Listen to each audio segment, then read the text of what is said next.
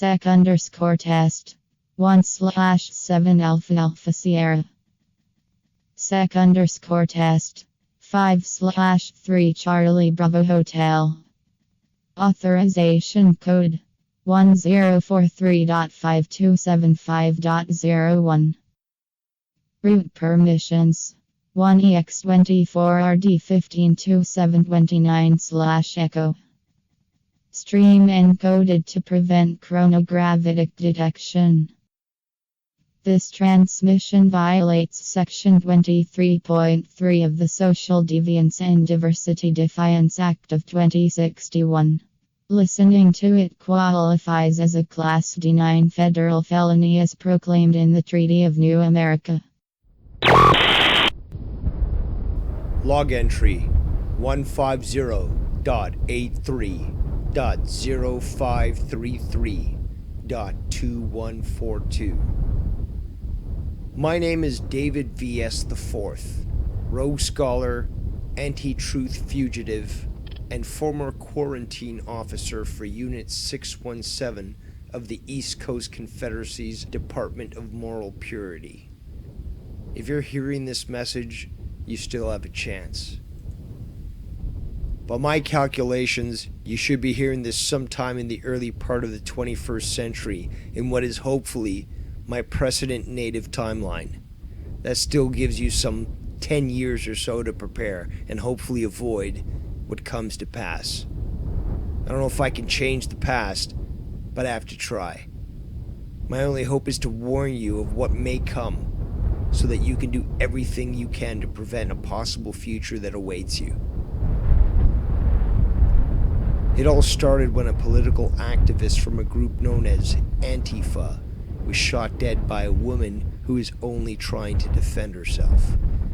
The media and the spineless politicians only made things worse.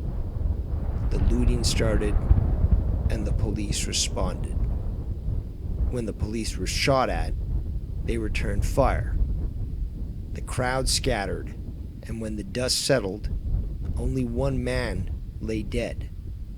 But while authorities called for calm, the opportunists stoked discontent.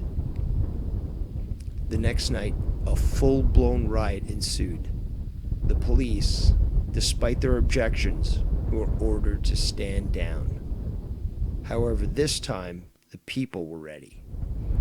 Anticipating the civil unrest, several local militias responded with lightning speed. First, they moved into the outskirts of the disorder and proceeded to mow down rioters one by one. Then, they moved into the center of the city, eliminating any and all resistance they encountered along the way. Once they reached City Hall, a large group of militia members entered the building and executed the mayor, council members, and countless unelected bureaucrats. The police, tired of being used politically for so long, stood by and watched, smiling with satisfaction during the entire event. Due to the internet, the news spread like wildfire, becoming international headlines in only hours. Within a day, 12 more cities went through the exact same situations. Riots, police stand-downs, and eventually militias taking control of urban areas while ruthlessly eliminating all resistance and executing the politicians that sold them out for so long. By the end of the week, approximately 300 cities and towns had succumbed to this same fate.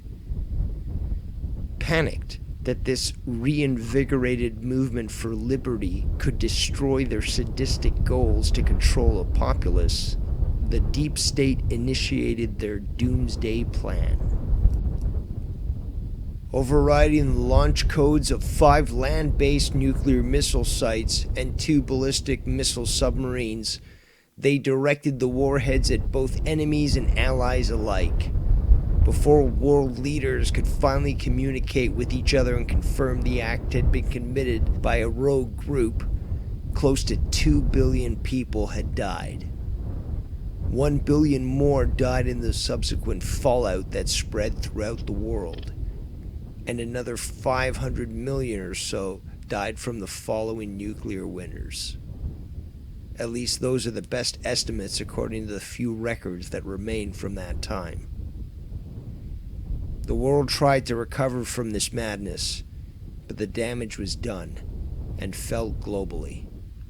Crops failed, markets crashed, businesses eviscerated, and governments fell. Around the world, former countries splintered into various states and nations, perpetually at odds with each other for the few resources remaining on a scarred and sick planet. By my best estimate, the year is 2083, give or take a few years. Information from around the world is sketchy, but I can only tell you what I know. Much of America is a wasteland. The majority of cities along the Atlantic and Pacific coast lie in ruin. Some regions are inaccessible due to the nuclear radiation. The population has been decimated, and many of those that inhabit the lands still suffer from the effects of nuclear warfare. What remains is a loose but volatile alliance between the city-states of San Cali, New Houston, the Northern Federation, and the East Coast Confederacy. Traveling between these city-states is extremely dangerous and only undertaken by the most brave or desperate. The wastelands are under constant threat from bandits, slavers, and men who have lost their minds, resorting to cannibalism to survive in the harsh and unforgiving wilderness.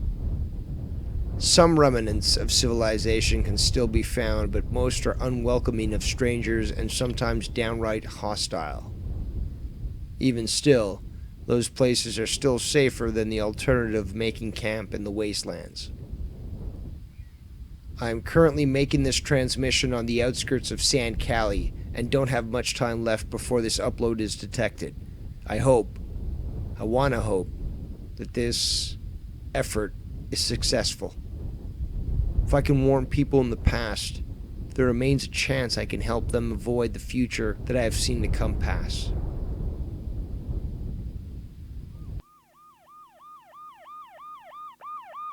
I have to go, but I hope to make another transmission soon. This is Rogue Scholar and Anti-Truth Fugitive David V.S. IV, streaming from some point in the future past.